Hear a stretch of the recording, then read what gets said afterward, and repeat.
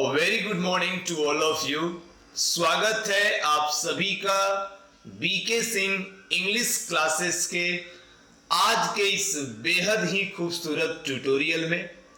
और dear students, आज की ये शानदार एपिसोड समर्पित की जा रही है 12th क्लास इंग्लिश के chapter number 11 a marriage proposal पर। जी हाँ, Bihar board 12th class rainbow chapter number 11 a marriage proposal. A marriage proposal student एक बेहद ही खूबसूरत कॉमेडी है, एक ड्रामा है जिसमें एंटोन चेकोव जो कि एक रशियन राइटर थे, उन्होंने बड़ी ही खूबसूरती के साथ बड़े ही कॉमिक अंदाज में इस चैप्टर को कंपोज किया है। अब हम इस सीरीज में इस चैप्टर की एक एक लाइन को कवर करेंगे, चैप्टर के सारी चीजों को समझेंगे, इस चैप्टर की समरी करेंगे, इसके ऑब्जेक्टिव क्वेश्चंस भी करेंगे, इसके लाइन एक्सप्लेनेशंस भी करेंगे। ये जो चैप्टर होने वाला है स्टूडेंट्स, ये थोड़ा बड़ा चैप्टर होगा जो कि अपने 3 या 4 पार्ट में मेरे इस चैनल पे अपलोड किया जाएगा। तो मैं आपसे यही चाहता हूं कि आप अपने इस wonderful mind blowing educational platform के साथ बने रहें और एक बेहतर एजुकेशन को हासिल करें। तो आइए स्टूडेंट्स, बिना किसी गपशप के आज के इस बेहद ही खूबसूरत क्लास की हम शुरुआत करते हैं।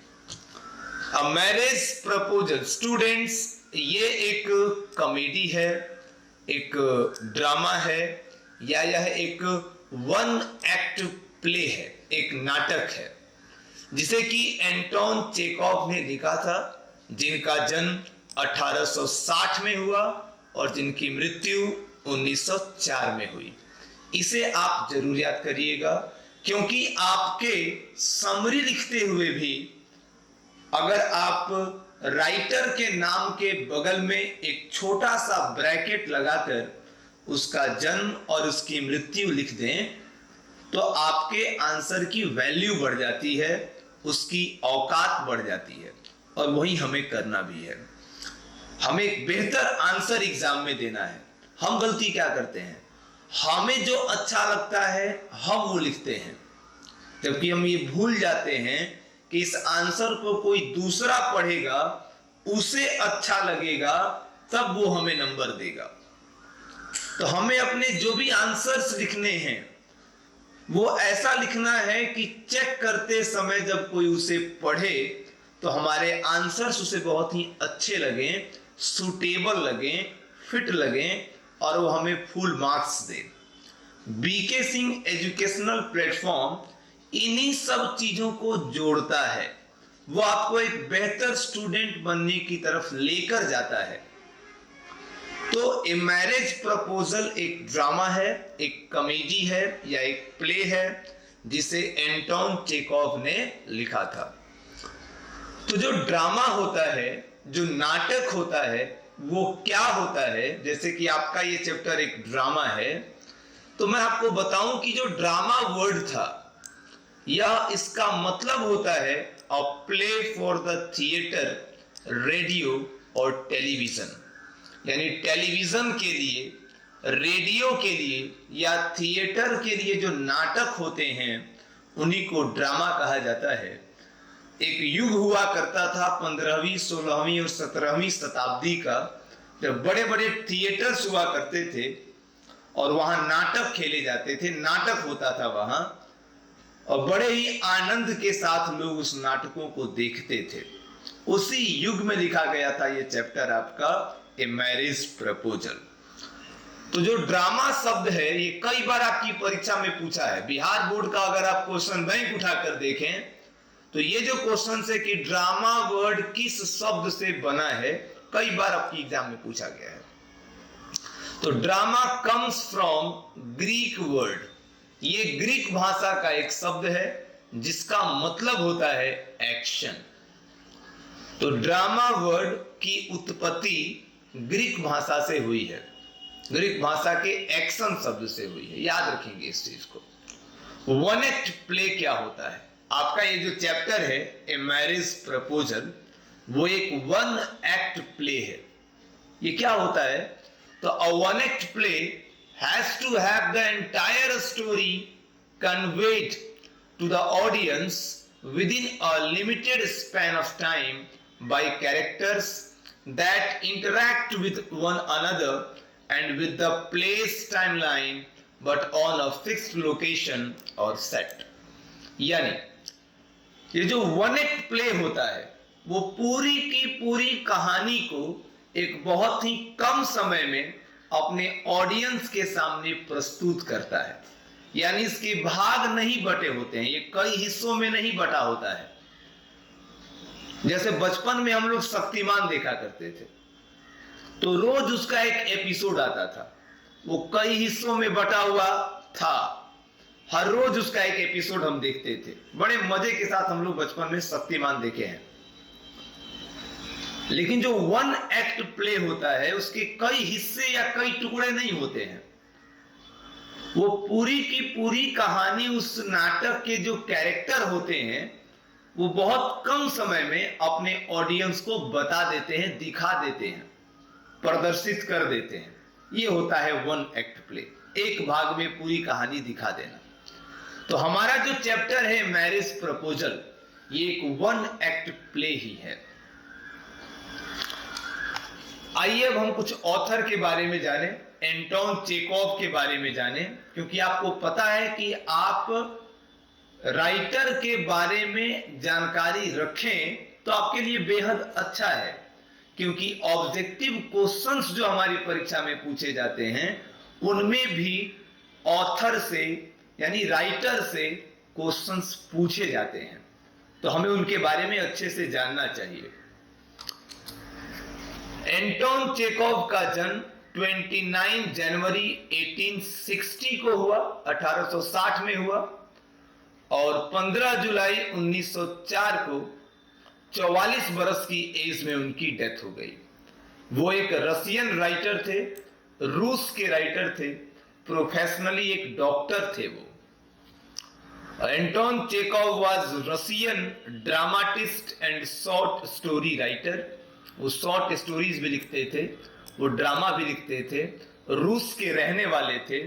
आपके एग्जाम में अगर पूछा जाए कि ये कैसे राइटर थे तो आंसर दीजिएगा कि ये एक रशियन राइटर थे, रूस के राइटर थे, साथ ही साथ ये एक शॉर्ट स्टोरी राइटर भी थे, एक ड्रामाटिस्ट भी थे, प्रोफेशनली एक डॉक्टर भी थे। Anton Chekhov was born in 1860 in Russia और Anton Chekhov was dead in 1904 in German empire. यानी जन्म हुआ इनका रूस में, रसिया में, लेकिन मृत्यु इनकी हुई जर्मनी में, जर्मन एम्पायर में, जर्मन साम्राज्य में इनकी मृत्यु हुई। कंट्री एक्सचेंज हो गए थे। Anton Chekhov was a doctor by profession. पेशे से ये एक डॉक्टर थे। He began his literary career by writing comic sketches। यानी उन्होंने अपने लेखन वाली जिंदगी की शुरुआत की कॉमिक स्केच को लिखकर। अपने अखबारों में देखा था पहले ऐसे कार्टून्स बन के आते थे। हम लोग जब छोटे थे तो चंपक नाम की एक किताब आती थी, उसमें ऐसे ही पार्ट बाय पार्ट में कॉमिक चुटकुले या फिर हास्यप्रद कहानियां लिखी जाती थी। तो एंटोन चेकोव ने अपने ऑथर बनने की शुरुआत, लेखक बनने की शुरुआत इसी तरह के कॉमिक स्केच को लिख करके किया, छोटे छोटे पार्ट में। Anton Chekhov lived in Russia during the rule of tsars. 10th class में आपने पढ़ा था कि रूस के शासकों को, रसिया के एम्परेरर्स को जार कहते थे। जार निकोलस वगैरह आपने पढ़ा था। तो एंटोन चेकोव जार के समय में, राजाओं के समय में रहते थे रसिया में, उनके टाइम में वहां राजा लोग शासन करते थे। His works present an accurate picture of the Russia of his time. यानी उन्होंने जो लिखा, जो शॉर्ट स्टोरीज लिखी उन्होंने, या जो ड्रामा लिखा उन्होंने, ये बिल्कुल सटीक पिक्चर दिखाते हैं रसिया का उस समय में। यानी उन दिनों रसिया कैसा होता था, वहां का जनजीवन कैसा होता था, रूस के लोगों की मान्यताएं कैसी थीं, कैसे वो रहते थे, इसका सटीक वर्णन करता है उनकी लिखी गई लेखें। तो उनके द्वारा जो कुछ भी लिखा गया वो रसिया के सटीक चित्रण करते हैं अपने समय में। Chekhov's works explores the depths of human emotions. Chekhov के जो भी काम हैं, जो भी उनकी शॉर्ट स्टोरीज हैं, जो भी उनके ड्रामाज हैं, वो जाहिर करते हैं, वो प्रदर्शित करते हैं मानवीय भावनाओं की गहराई को। यानी इंसान कितना पॉजिटिव और कितना निगेटिव होता है, उसके अंदर कौन कौन सी भावनाएं छुपी होती हैं, इनको प्रदर्शित करते हैं एंटोन चेकोव के द्वारा लिखे गए एसेज, ड्रामाज, शॉर्ट स्टोरीज वगैरह। यानी कि एंटोन चेकोव मानवीय भावनाओं को, मानव के इमोशंस को बड़ा टच करते थे, उन्हें बहुत ही खूबसूरती के साथ प्रदर्शित करते थे। और Chekhov introduced to the stage of the realistic problems of common people. एक आम इंसान के जिंदगी में कौन कौन सी प्रॉब्लम्स आती हैं, उन प्रॉब्लम का कैसा फेज होता है, इंसान कैसे उन समस्याओं से लड़ता है, कैसे उनसे जीतता है, कैसे उन्हें सॉल्व करता है, और कैसे अपने परेशानी भरे जिंदगी में परेशान सा रहता है, इसको दिखाते हैं वो अपने ड्रामा में Anton Chekhov. His comedies are based on recognizable human weakness. इंसान की वीकनेस क्या है, इंसान की कमजोरी क्या है, उसके पांव में बंधी हुई जो बेड़ी है वो कैसी है, किस तरह की बेड़ियां वो बंधी हुई हैं, क्या क्या उसकी कमजोरियां हैं, इनकी कॉमेडी उन्हीं पर आधारित होती है। आप जानते हैं आपका जो 5वां चैप्टर है 12th क्लास इंग्लिश का, जिसका नाम है ideas that have helped Mankind, जिसे कि बर्ट्रैंड रसल ने लिखा है, उन्होंने बड़ी खूबसूरती के साथ एक लाइन लिखी है उसमें। और क्या लिखा है कि इंसान के साथ जो भी घटनाएं घटित हो रही हैं, आज उसके दुखी होने का जो सबसे बड़ा कारण है वो है ह्यूमन इमोशंस। मानव के जो भावनाएं हैं, वो इन्हीं इमोशंस की वजह से इंसान दुखी रहता है, उसके अंदर ईर्ष्या या घृणा की भावना आती है। तो एंटोन चेकोव भी मानव के इन्हीं इमोशंस के ऊपर प्रकाश डालते हैं, इन्हीं भावनाओं के ऊपर प्रकाश डालते हैं, इन्हीं इमोशंस के आधार पर आधारित होती हैं उनकी कॉमेडीज, उनके ड्रामास। उनके द्वारा कुछ लिखे गए महत्वपूर्ण काम है, जैसे कि अंकल वेन्या नाम की एक बुक लिखी उन्होंने, 3 सिस्टर्स नाम की एक बुक लिखी उन्होंने, द चेरी ऑर्चर्ड नाम की एक बुक लिखी उन्होंने। मैं आपसे चाहूंगा कि अभी आपने जो इंट्रो पढ़ा है एंटोन चेकोव का और ए मैरिज प्रपोजल से रिलेटेड, इसे एक बार और देख लें। हालांकि संडे के दिन जो मैंने आपको क्लास दिया था उसमें मैंने चैप्टर 1 से लेकर और चैप्टर 11 तक जितने भी राइटर थे उन सब की आइडेंटिटी मैंने आपको बता दी थी। अगर आपने वो वीडियो नहीं देखी है तो मैं आपसे चाहूंगा कि आप उस वीडियो को जरूर देखिएगा और उसकी एक कॉपी जरूर बनाइएगा। इसको भी बड़े ध्यान से देखने की जरूरत है। अब आइए जरा सा ए मैरिज प्रपोजल, ये जो हमारा चैप्टर है, उसके कुछ हाइलाइट्स को देखते हैं, क्योंकि आज की इंट्रोडक्शन क्लास है और कल होगी पैराग्राफ नंबर, इसमें तो सीन है, सीन 1 2 3 4 5 करके है। 7 सीन्स हैं इस चैप्टर में, 7 दृश्य दिखाए गए हैं। तो हम कल दृश्य 1 2 3 करने वाले हैं। सीन 1 2 3 या फिर 4 भी हो सकता है, जैसा टाइम रहा वो हम करेंगे। अब मैरिज प्रपोजल, देखो इसमें 3 कैरेक्टर हैं। एक है चुबुकोव, एक है नटालिया और एक है लोमोव। 3 कैरेक्टर हैं इस ड्रामा के अंदर। चुबुकोव है, नटालिया है और लोमोव है। ये जो चुबुकोव है वो दरअसल एक लैंड ऑनर है, जमीन का मालिक है, जमींदार है। पूरा नाम है इसका स्टेपन स्टेपनोविच चुबुकोव। तो चुबुकोव के नाम से हम पूरी कहानी में इसे जानेंगे। ये एक लैंड ऑनर है। और नटालिया स्टेपनोवा ये चुबुकोव की बेटी है। इस चैप्टर में मुख्य भूमिका भी इसी की है, नटालिया की ही है। तो नटालिया जो कि बेटी है चुबुकोव की। और तीसरा जो पात्र है इस कहानी का वो है इवान वैसलीविच लोमोव। लोमोव जो है इस कहानी का हीरो है और वो पड़ोसी है चुबुकोव का और नटालिया का। लोमोव के साथ एक बात है कि वो शारीरिक रूप से बिल्कुल ठीक है, लेकिन मानसिक रूप से बीमार है। यानी उसके मन में बैठा हुआ है कि उसे ये बीमारी है, उसे ये बीमारी है, उसे ये हो जाता है, उसे वो हो जाता है, जबकि शारीरिक रूप से वो बिल्कुल फिट है। साइकोलॉजी उसकी थोड़ी खराब है, मन से बीमार है लेकिन तन से बिल्कुल ठीक है। अब ए मैरिज प्रपोजल के बारे में आप जानिए कि a marriage proposal is a very interesting drama written by Anton Chekhov, a famous playwright and short story writer of Russia. A marriage proposal एक बहुत ही रोचक नाटक है जिसे लिखा है एंटोन चेखोव ने, जो कि बहुत ही प्रसिद्ध नाटककार हैं और शॉर्ट स्टोरी राइटर हैं रसिया के।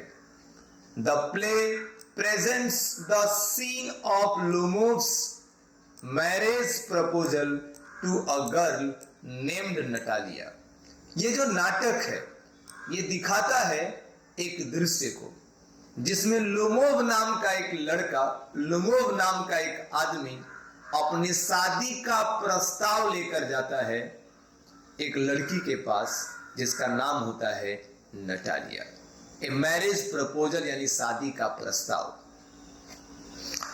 चुबुकोव कह रहे through this one act drama, इस वन एक्ट ड्रामा के जरिए Chekhov reveals the fakeness of the world. Anton Chekhov जो है वो दिखाते हैं फेकनेस, ये जो नकलीपन है दुनिया का, उसे कि दुनिया दिखती कैसे है और दरअसल है कैसी, इस चीज को दिखा रहे हैं Anton Chekhov. He also tries to show how superficial these days people have become. यानी वो कोशिश करते हैं ये दिखाने की कि कितने अंधविश्वासी, कितने मतलबी हो गए हैं लोग आज के इन दिनों में। इंस्टीड ऑफ इमोशनल बॉन्डिंग, भावनात्मक बंधन के बजाय रिलेशनशिप में, रिश्तों में कद्र भावनाओं की होती है। रिश्ते में महत्वपूर्ण भावनाएं होती हैं। हमारी माँ हमसे कभी नहीं कहती I love you, I love you, I love you, क्योंकि सच में वो हमसे प्यार करती है। और जहां इस शब्द को बार बार दोहराने की जरूरत पड़ रही है, मतलब कि आप बार बार ये यकीन दिलाना चाहते हैं कि आप प्यार करते हैं। इमोशनल बॉन्डिंग नहीं है। तो आज के इन समय में एंटोन चेखोव ये बताना चाहते हैं कि इमोशनल बॉन्डिंग की जगह people simply favour wealth and money. लोग साथ देने लगे हैं, लोग कद्र करने लगे हैं, लोग महत्व देने लगे हैं धन दौलत को। यानी आज रिश्ते धन दौलत से जुड़ रहे हैं, आज उनमें भावनाएं कहीं नहीं हैं, लेकिन कल रिश्ते भावनाओं से चलते थे। In this story Lomov and Chubukov are close friends. इस कहानी के मुताबिक लोमोव और चुबुकोव सच्चे दोस्त थे। Lomov is in love with Natalia the daughter of Chubukov, और जो लोमोव होता है वह चुबुकोव की बेटी नटालिया के प्रेम में होता है, उससे प्रेम कर रहा होता है। Lomov wants to marry her. Lomov Natalia से शादी करना चाहता है, but he does not dare to propose marriage to Natalia. लेकिन शादी का प्रस्ताव नटालिया के सामने रखने में उसकी हिम्मत नहीं हो रही है। यानी नटालिया से शादी करना चाहता है, लेकिन डर के मारे वो शादी का प्रस्ताव नहीं रख पा रहा है नटालिया के आगे। Natalia's father also wants his daughter to marry Lomov because Lomov is very rich man. Natalia के जो पिता हैं चुबुकोव, वो भी चाहते हैं कि नटालिया की शादी लोमोव से हो जाए, क्योंकि लोमोव बहुत ही धनी व्यक्ति होता है, जबकि लोमोव की उम्र 35 साल है। नटालिया उससे बहुत छोटी है, फिर भी चूंकि लोमोव के पास धन अधिक है, वो भी एक लैंड ऑनर है, जमीन का मालिक है, तो चुबुकोव चाहता है कि उसकी बेटी की शादी नटालिया से हो जाए। देखिए इस कहानी में क्या है, लोमोव प्यार करता है नटालिया से, लेकिन डर के मारे कह नहीं रहा। चुबुकोव चाहता है कि नटालिया की शादी हो जाए लोमोव से, क्योंकि लोमोव धनी है, और नटालिया भी प्यार करती है लोमोव से, लेकिन तीनों नहीं जानते हैं और तीनों एक दूसरे से यही कहलवाने की कोशिश करते हैं। यानी जिस रिश्ते के लिए तीनों चिंतित हैं, तीनों तैयार भी हैं, और कोई किसी के सामने इस बात को रख नहीं रहा।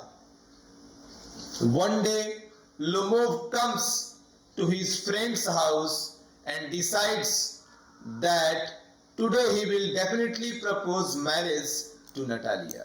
एक दिन लोमोव आता है चुबुकोव के घर, और आज वो पूरा दिमाग एकदम बैठा के आ रहा होता है, दिमाग में एकदम डिसाइड करके आ रहा होता है कि आज वो नटालिया से शादी का प्रस्ताव रखेगा ही रखेगा। Incidentally Natalia comes there herself, और तभी नटालिया भी वहां आ जाती है खुद ही। Chubukov leaves them alone and leaves, और चुबुकोव क्या करता है, उन दोनों को अकेला छोड़ देता है, फ्यूचर हस्बैंड और वाइफ को अकेला वहीं छोड़ देता है और खुद वहां से चला जाता है। A debate takes place between Lomov and Natalia. They start arguing over their dogs, Leap and Gaze.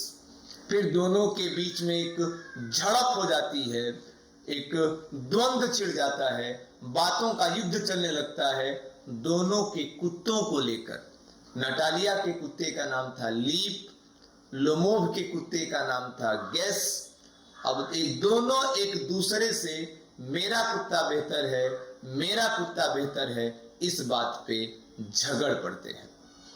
This debate is further heightened regarding their ownership of very old land, और बाद में झगड़ा बढ़ के जमीन के हक पर भी चला जाता है। एक पुरानी जमीन होती है, ऑक्स मेडोज के नाम से इस चैप्टर में उसे जाना जा रहा है। उस जमीन पर किसका अधिकार है, इस बात से भी दोनों फिर झगड़ पड़ते हैं। दे साउट एट इच अदर, वे एक दूसरे पर चिल्लाने लगते हैं। Upon hearing the scream, Chubukov comes out, watching the two fight, he pretends to faint and die and appeals to Lomov and Natalia to accept the marriage proposal quickly. तो क्या होता है, झगड़ा बढ़ जाता है। चुबुकोव अपने तरफ से कोशिश करता है शांत करने की, लेकिन ये झगड़ा शांत नहीं हो पाता।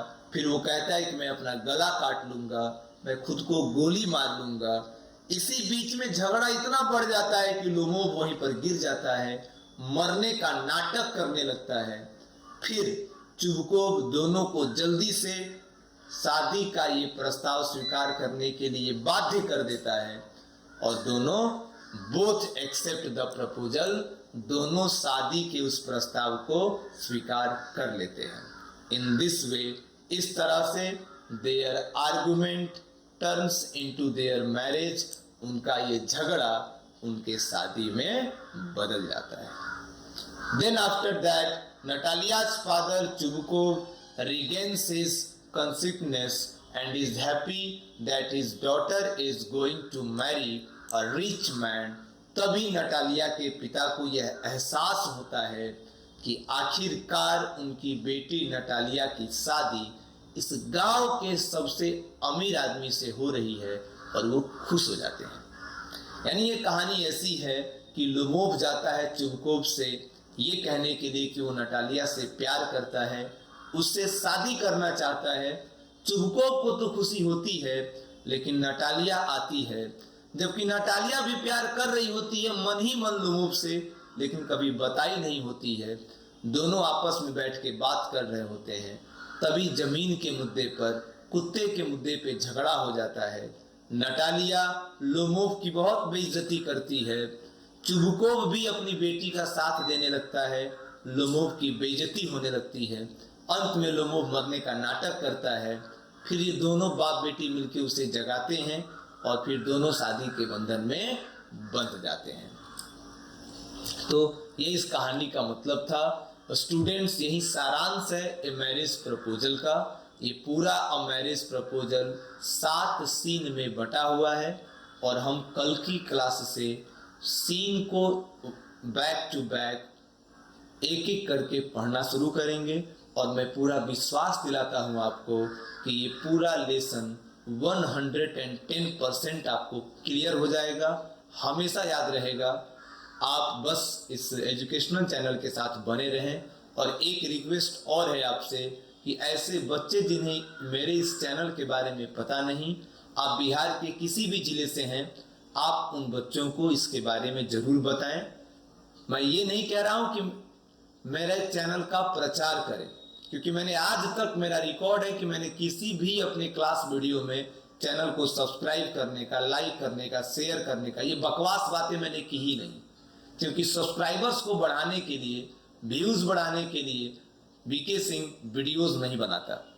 बीके सिंह की वीडियो बनती है आपको एक बेहतर, कम समय में बेहतर नॉलेज देने के लिए, आपको एक्सीलरेट करने के लिए, आपको जानकारी पहुंचाने के लिए। मैं अपने इतने बिजी शेड्यूल से थोड़ा सा समय काट कर आपको चाहता हूं कि जानकारी पहुंचा दूं। मैं एक्सेप्ट करता हूं कि मेरी वीडियोस रेगुलर नहीं आ पाती, क्योंकि मेरे पास वर्क्स बहुत ज़्यादा होते हैं, क्लासेस ज़्यादा होती हैं। फिर भी मैं कैसे भी करके समय निकालता हूं आप सभी के लिए। तो फिर भी मैं कोशिश करूंगा कि अधिक से अधिक क्लासेस मेरी यूट्यूब पर आएँ और आप सभी बिहार के जिस जिले से भी हों, जिस गांव से हों, जो आप मुझे लैपटॉप की स्क्रीन पर या फ़ोन की स्क्रीन पर देख रहे हैं, आपको एक बेहतर नॉलेज मिले, आप बिहार बोर्ड के एग्जाम्स में 95 से अधिक नंबर ला सकें, ये मेरी इच्छा है। तो स्टूडेंट्स, मैं आपसे यही चाहूँगा कि आप इस चैनल की जानकारी कि ऐसे ऐसे क्लासेस बीके सर के चैनल पे चल रही हैं, ऐसे सारे कंटेंट्स दिए जा रहे हैं। बहुत जल्द सर एक एप्लीकेशन के माध्यम से हम सबको जोड़ने वाले हैं, जहां हमें सारे क्लासेस के पीडीएफ्स प्रोवाइड किए जाएंगे, जहां हमें तमाम तरह के हिंदी और इंग्लिश के नोट्स दिए जाएंगे, जहां एक एक चैप्टर को एक एक लाइन पढ़ाया जाएगा। आप ये दूसरे बच्चों को बताएं ताकि सारे बच्चे आएं और वो निःशुल्क, बिना समय गंवाए और बिना किसी कोचिंग इंस्टीट्यूट का प्रचार प्रसार सुने, क्लास करें, एक बेहतर जानकारी जुटाएं। थैंक यू, जय हिंद। मिलते हैं अगली क्लास में।